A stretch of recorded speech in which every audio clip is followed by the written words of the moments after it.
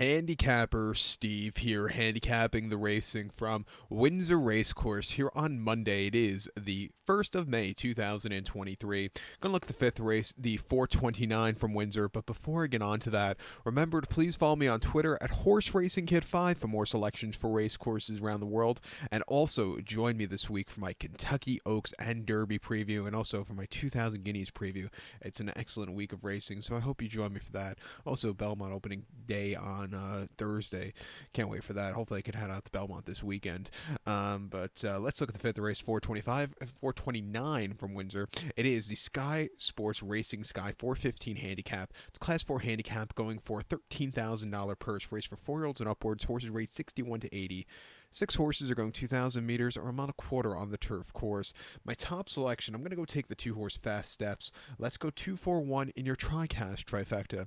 2-4-1 TriCast trifecta. Top selection, 2-horse Fast Steps. 5-year-old Gelling by Footsteps in the Sand. Brian Millman trains. Ocean Murphy gets the mount. The horse's most recent outing came the 17th of September at Windsor, over at Newmarket.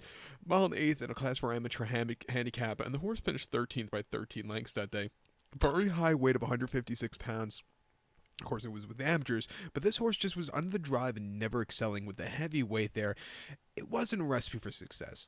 He's to a Class 4 again to Windsor, where he ran decently last time out when he wasn't in amateur ranks. I think the horse would get a better trip and win. Getting Murphy up also doesn't hurt a bit at all. 2 back at Epsom on the 29th of August, a mile and a half in a Class 4 handicap over the Derby trip. He finished third by 2 3/4 lengths that day. Again, he had high weight that day, which probably cost him, but he got it down the race course well. Not the world's worst race for him there.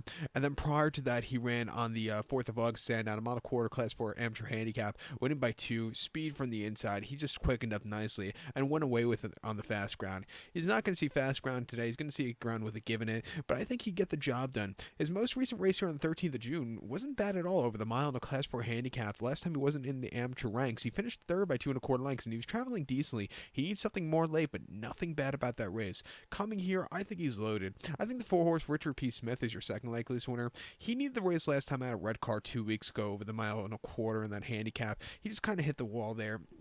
High weight, needed the race off the bench. Prior to that, here in the fall, on the 17th of October, mile 3/8 in a Class 6 amateur handicap, way down the class ladder. He won by 1 3/4 lengths and basically won in a trot. Eased up late, a very good race from there. And then at Yarmouth in mid-October, soft ground, a mile and a quarter in a Class 6 handicap, winning by 3 1/4 lengths under the drive from a stupidly wide poster. He kept going. He is stepping up from Class 6 to a Class 4, but it's not the deepest Class 4, and I also think he can get the job done. At 8-1, we'll use him in the quad pot here. But to recount my selection for the fifth, the 429 from Windsor, let's take the 2-horse Fast Steps. Give kudos to the 4-horse Richard P. Smith. 2-4-1 TriCast trifecta. 2-4 in your place pot. So good luck to all. Please follow me on Twitter at HorseRacingKid5. Good luck, everybody.